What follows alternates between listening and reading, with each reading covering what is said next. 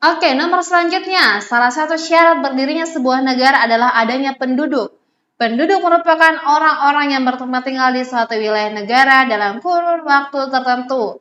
Penduduk yang memiliki status kewarganegaraan dari suatu negara disebut sebagai warga negara. Sehingga warga negara merupakan orang-orang yang memiliki kedudukan resmi sebagai anggota dari suatu negara.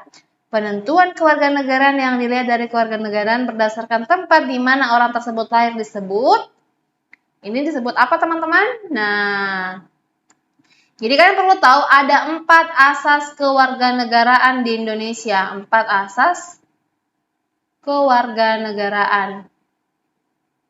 Ini yang berlaku di Indonesia ya.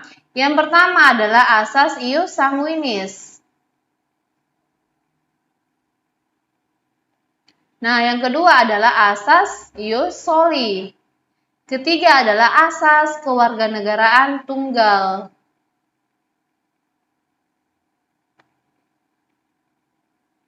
Keempat adalah asas kewarganegaraan ganda terbatas. Nah, oke. Jadi ada 4 asas kewarganegaraan yang berlaku di Indonesia. Yang pertama asas ius sanguinis. Apa itu asas ius sanguinis? Artinya seseorang dikatakan memiliki kewarganegaraan Indonesia ketika keturunan orang Indonesia. Artinya orang tuanya itu orang Indonesia. Kemudian apa sih asas ius soli? Asas ius soli itu ketika seseorang dikatakan lahir di sini ya. Jadi ketika seseorang atau ketika seorang warga negara itu dia lahir di Indonesia, artinya dia memiliki kewarganegaraan Indonesia. Kemudian kewarganegaraan tunggal artinya semua orang itu hanya boleh punya satu kewarganegaraan. Kemudian yang keempat, asas kewarganegaraan ganda terbatas. Artinya ini seseorang bisa memiliki 2 kewarganegaraan sampai berumur 18 tahun. Ini biasanya terjadi ketika anggaplah ya, dia lahir di Indonesia tapi orang tuanya itu kemudian contohnya dia orang Singapura. Sementara orang Singapura itu atau negara Singapura itu dia menganut asas ius sanguinis. Itu artinya dia bisa memiliki 2 kewarganegaraan ya. Kalau misalkan dia memilih menjadi jadi kalau di Indonesia itu dia cuma boleh punya 2 warga negara sampai dia berumur 18 tahun. Jadi setelah umur 18 tahun dia harus memilih dia mau jadi warga negara apa, mau jadi warga negara Singapura atau Indonesia. Nah, ini kan yang ditanyakan adalah berdasarkan tempat di mana orang tersebut lahir. Jadi, yang paling tepat adalah asas ius soli. Kemudian nomor 25, pada tanggal 27 Desember 1949, Belanda mengakui kedaulatan Republik Indonesia Serikat. Konstitusi yang berlaku pada masa ini adalah, nah kalian perlu tahu teman-teman, jadi konstitusi itu yang pernah berlaku di Indonesia ada sekitar 4 ya, 4 kali.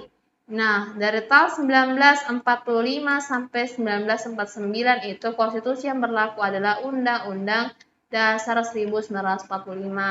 Kemudian setelah itu 1949 sampai 1950 berlaku konstitusi RIS. Ini kenapa bisa konstitusi RIS yang berlaku? Karena hasil dari konferensi meja bundar itu mengatakan kalau misalkan atau menyepakati ya kalau misalkan Indonesia dan Belanda itu harus bergabung. Makanya konstitusi kita juga harus berubah.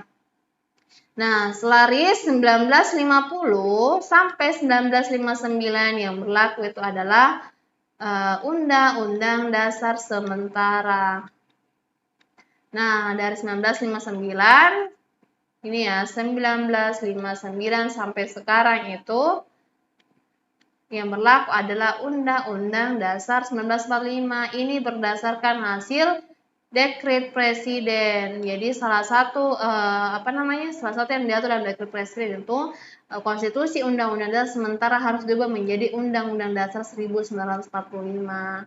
Nah, ini tadi kan ada yang saya bilang nih, pertanyaannya kan 1949 nih. Nah, kita lihat 1949 yang berlaku itu adalah konstitusi RIS. Karena saat itu Belanda mengakui kedaulatan Republik Indonesia Serikat itu. Ini serikat ya. Itu. Jadi yang paling tepat adalah Charlie.